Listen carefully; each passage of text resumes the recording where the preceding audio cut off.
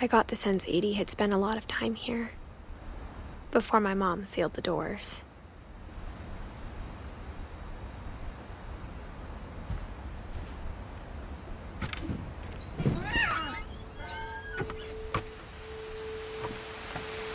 This will be obvious later, but my mom never told me any of these stories.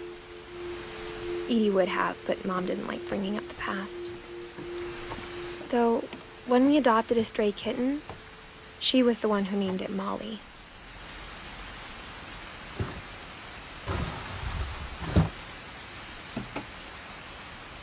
I spent a lot of time in Great-Grandma Edie's room.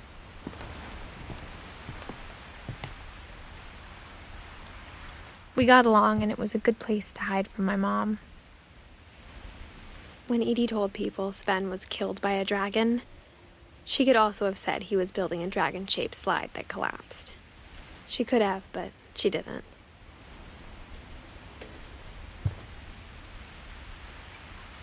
Edie gave a big interview about a mole man living under the Finch house.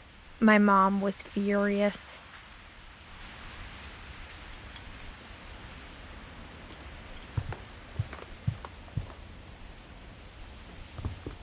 Her room was like a museum.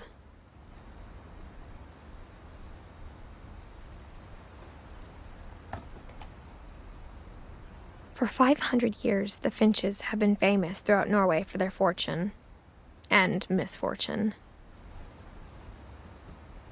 Odin Finch buries the latest victims of the family curse, his wife Ingeborg and their newborn son, Johan. On January 7th, 1937, he set sail with his family and his house, hoping to leave the curse behind. But 40-foot waves off the coast of Washington send the house and Odin to the bottom of the sea.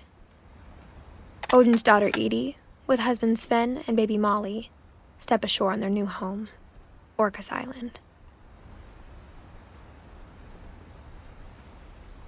Odin Finch is the first to be buried in the new family cemetery. His daughter Edie is already dreaming of a new Finch house.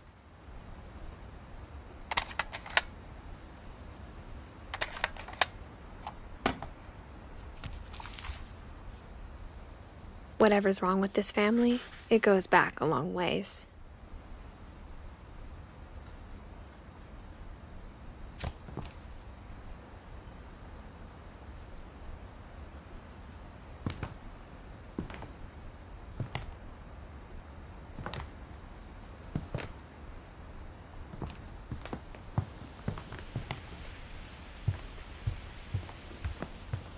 Even in her 90s, sometimes Edie seemed a lot younger than my mother.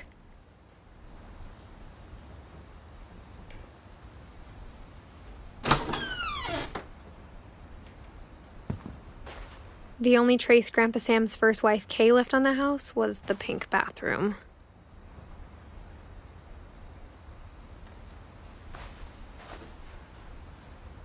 It was a pretty big trace.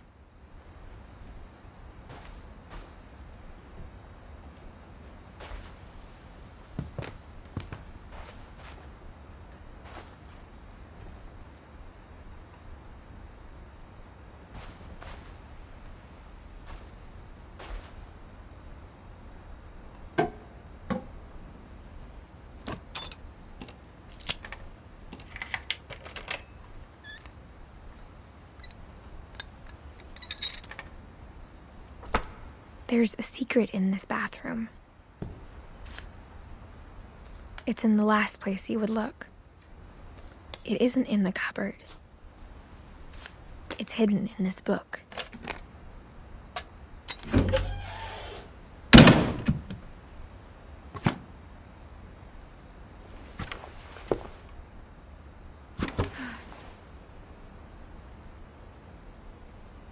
Sven gave Sam an old camera he'd refurbished. He never put it down.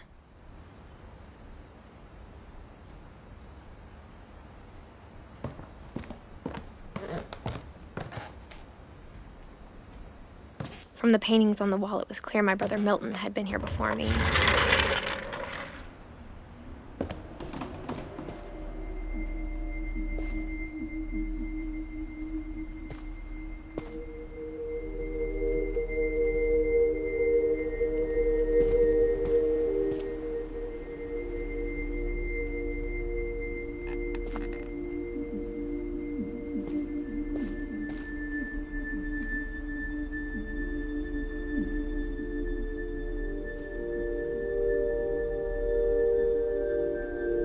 I knew Grandpa Sam had a twin.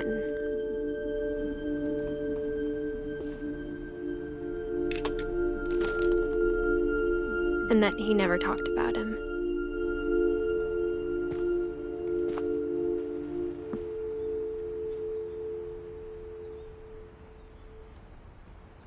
I guess my grandpa didn't like history any more than my mom did.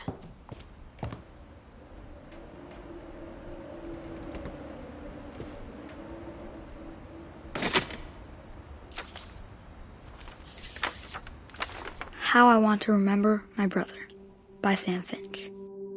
The thing I remember is that when he made up his mind, that was it.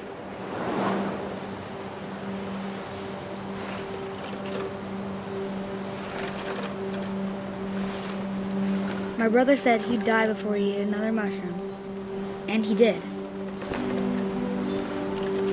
At Barbara's funeral, we swore we'd never be afraid again, and he wasn't. I think Calvin always wanted to fly.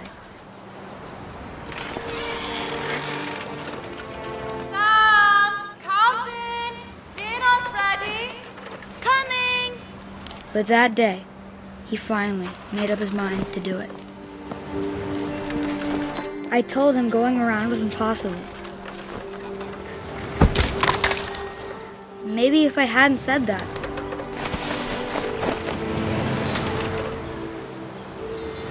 Calvin! I'm not gonna tell you again! Maybe if the wind hadn't picked up,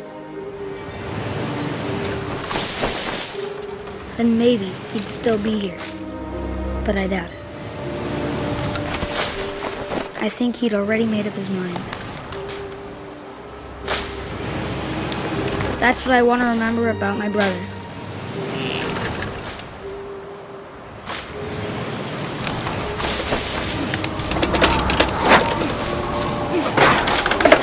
The day he made up his mind to fly. And he did.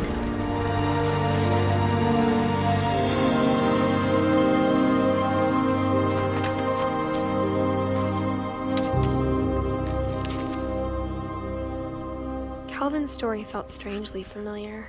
When I was younger, I remember trying to do the exact same thing.